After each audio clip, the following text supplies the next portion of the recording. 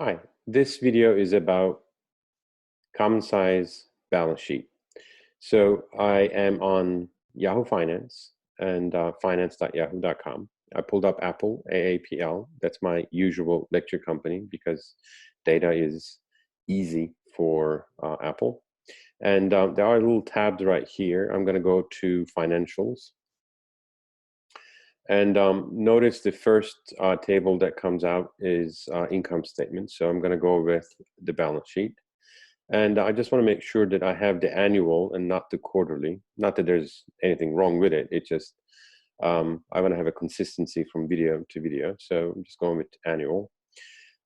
So a common size balance sheet is each item off the balance sheet is divided by the total assets. That makes it easy to compare companies from different industries, different sizes, and different businesses. And so let's do an example and compare a few and have a little fun. So I'm going to go with Apple. And the first item is total assets. And that's rather important since we're going to be dividing everything with it. So the Apple's fiscal year ends in September the 30th. So September 30, 2019.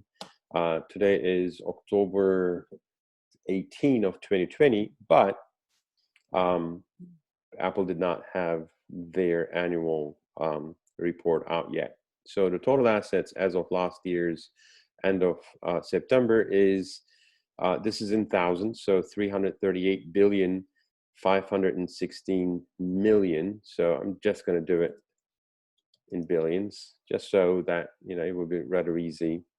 Don't want to have clutter. So this is 338.5. Right? This is the total assets that Apple has as of last year's end of September. Now, if you look at the so just going to click right here.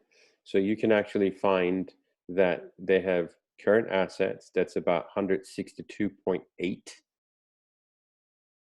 Right? So current assets. Let's make this a little bigger. 162.8. And this would actually have a percentage of about 48%. So 48% of Apple's assets are current assets. These are the assets that are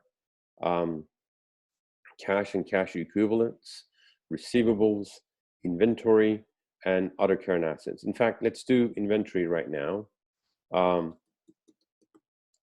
the inventory is 4.1, and that is about 1.21% of total assets. And that's, again, for technology companies, that's actually quite common. But Apple is pretty good at this. And they don't produce, they have subcontractors that produce for Apple.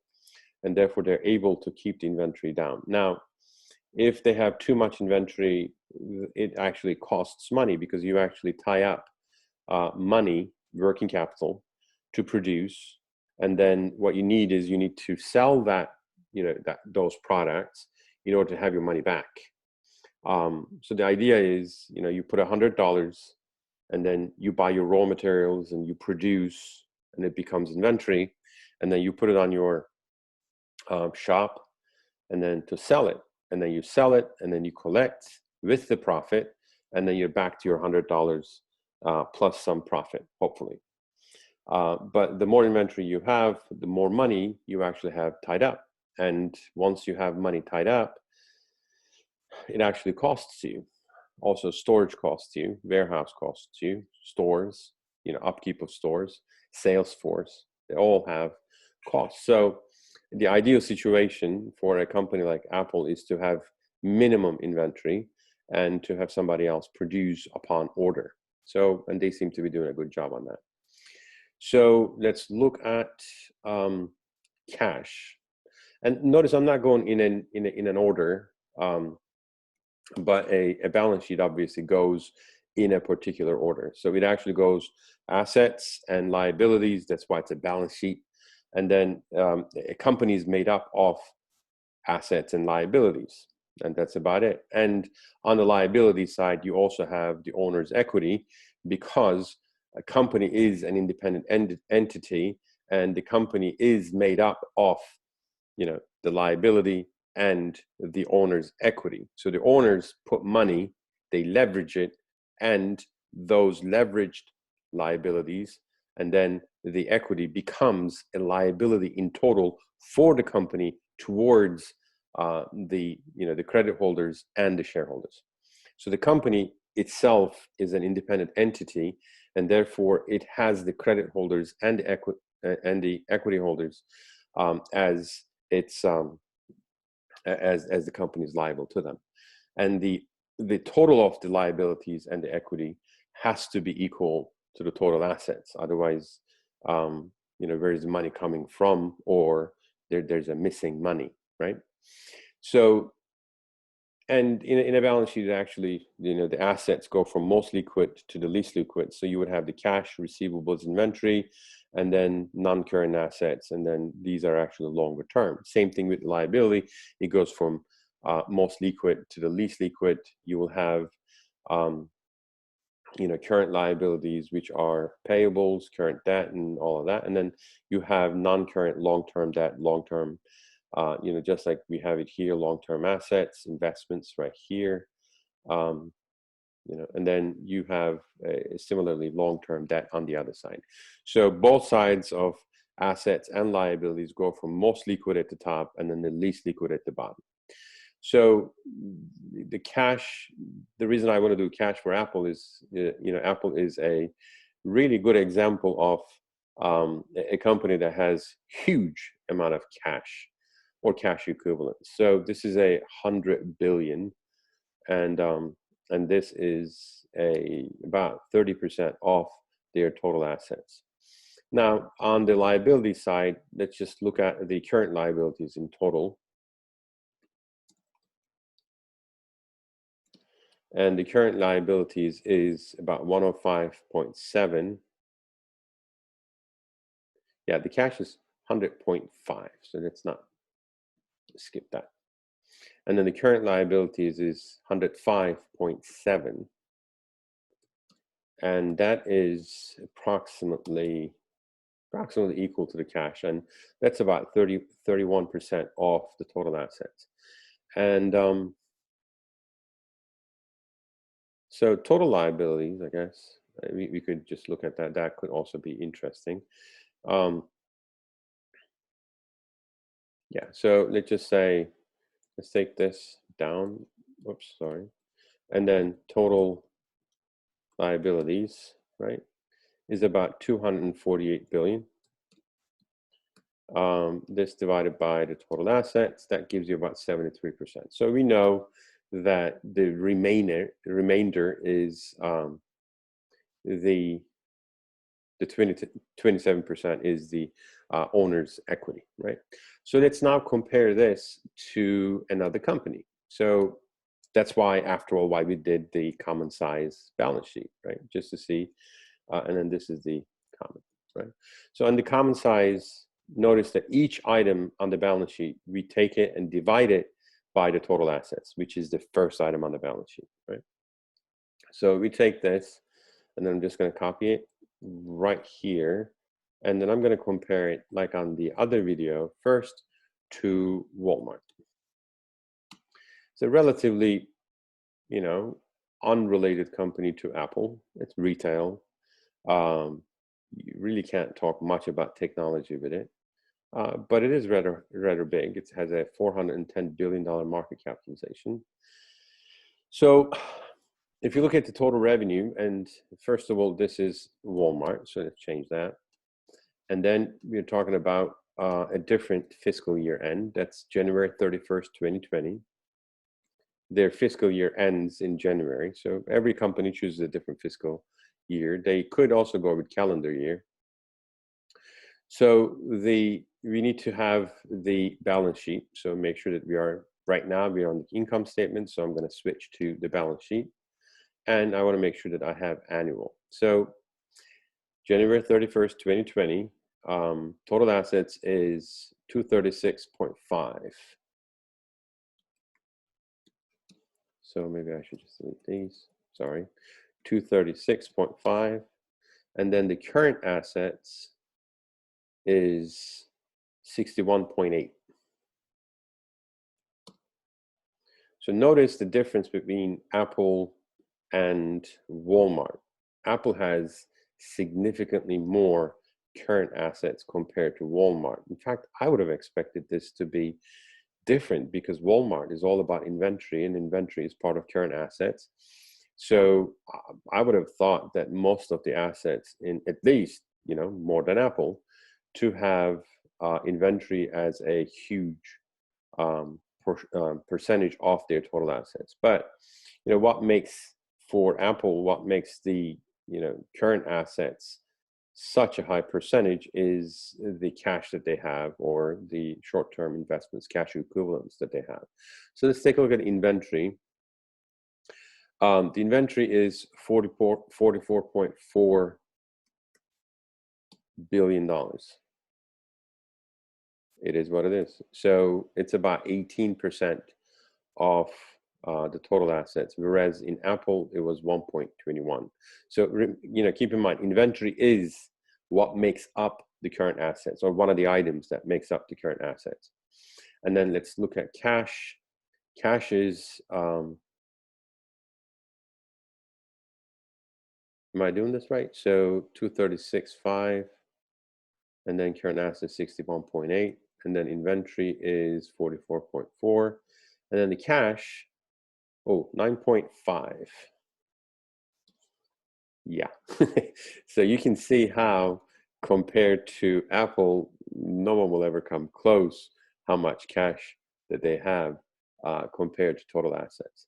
And with respect to total liabilities, obviously with a retail company, it also will be a significantly different situation. So total liabilities, they have 154.9.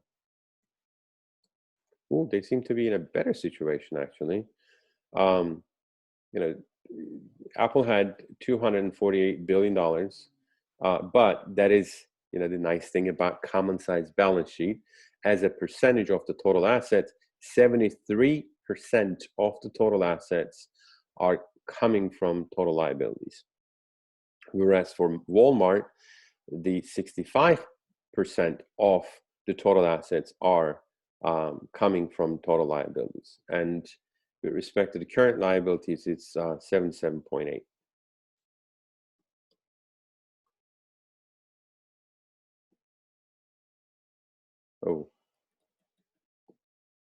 Oh, that's not right. Right. Okay. So that makes it more. So current liabilities divided by total assets. Right. So if you look at this, the total liability is 73% for Apple and 65% for Walmart. Now let's copy this and then compare our third company, Netflix. And hopefully we'll find something in between. So Netflix, I pulled up Netflix and I go to financials, and on financials, I want to make sure that I'm on the balance sheet, and I want to make sure that I'm on annual instead of the quarterly, right? So the fiscal year ends in 12/31st, 2019. Total assets, oops, let's erase this. Total assets is 33 point, well, it's about 34.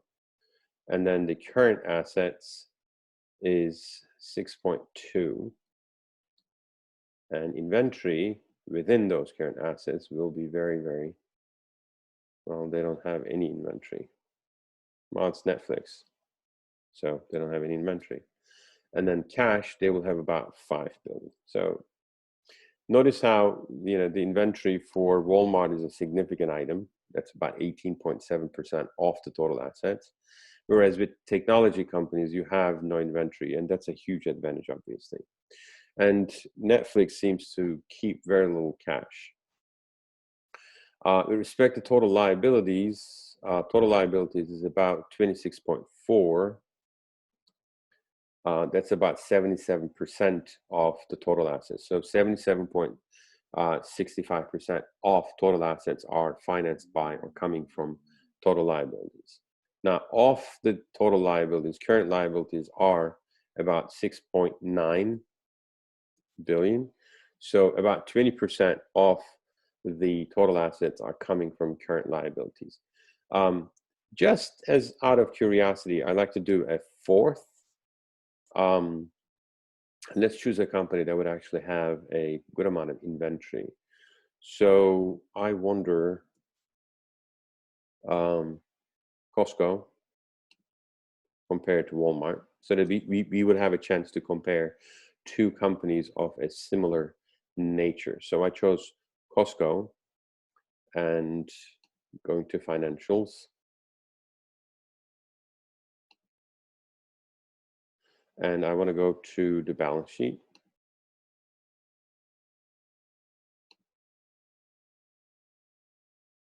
And I want to make sure that I'm on the annual rather than the quarterly. So with the Costco, right, the fiscal year, I would expect to be similar to, 8/31/2020. That's interesting. I would have expected the same fiscal year as Walmart, but evidently not. So the total assets is 55.6. Compared to Walmart, obviously Costco is very small. So, and this is directly comparable. They do very similar jobs. They retail. Costco is similar to a Sam's Club, and Walmart actually includes Sam's Club. So within the current assets, well, total current assets is 28.1. And, right? And then the inventory, well, that's actually quite high. Current assets is 28. That's at 50% of total assets is actually current assets. So then the inventory, oh, they have a lot of cash. Look at that. They have about $13.3 billion of cash. That's very convenient. And the inventory is 12.2. Yeah. So the inventory is comparable to Walmart, a little bit higher, but a little bit comparable. So the cash is significantly higher. Now, this, I would probably suspect that this is because of coronavirus. So let's finish this, and I want to do a little bit, maybe one more step in Costco. So total liabilities is 36.7, and then the current liabilities within the total liabilities is 24.5. Now, this is also total liabilities comparable to Walmart, and the current liability is a little bit higher. Now, I'm actually quite curious about the cash, because it's not every day that you actually see a company that has this much cash. So I'm just going to color it so that we know what we're looking. And the reason that I actually suspected coronavirus to do something about this, don't forget, these are annual financial statements, and we're comparing common size balance sheets. And this, for Costco, the most current financial data we have is end of August. So this actually includes the coronavirus period. This, on the other hand, does not, or maybe barely, right? So the cash that Costco has is rather unusual for retail company, or is it, right? So we want to check that out. Is it a usual behavior for Costco to have that much cash? Because having cash is not a good business, So Apple has been criticized about this quite a bit. If you read about Icon, he's a activist investor who criticizes Apple quite frequently about how much cash that they have at hand. So if you look at a retail company, that's even adverse, because cash doesn't make money. Why would you have cash, right? Invest it, have it work. Don't you have any projects that you could put on? Can you open up new stores? Why would you just keep cash, right? So let's look at a previous period. So that's 8/31/2019. And all I need right now is total assets is 45.4, and then the cash. The cash is 9.4. And I want to calculate this, and that's actually 20%. So that's actually not a good, um, you know, financial management practice. I'm sure Costco has a reason for this. It's a very successful company, but evidently, perhaps a slight increase because of coronavirus pandemic. But evidently, they actually like to keep high cash. Let's look at the previous year, just as out of curiosity. So 8/31, 2018, total assets is 40.8, and then cash they have is 7.3. They're gradually increasing their cash. So you can see now, while I'm actually doing out of curiosity, I'm not even looking at the dollar figures because it really doesn't make much of a difference, or they're not really meaningful for me. What we're looking for is percentage of assets allocated to cash or to inventory or to liabilities and so on and so forth. So how much of the total assets is financed by liabilities and equity, obviously important, and how much of, or what is the allocation of assets? How much of it is actually allocated into current assets, long-term assets, inventory and cash, and so on and so forth. So the common size balance sheet makes that comparison possible. And that's about it. So please let me know if you have any questions. Thank you.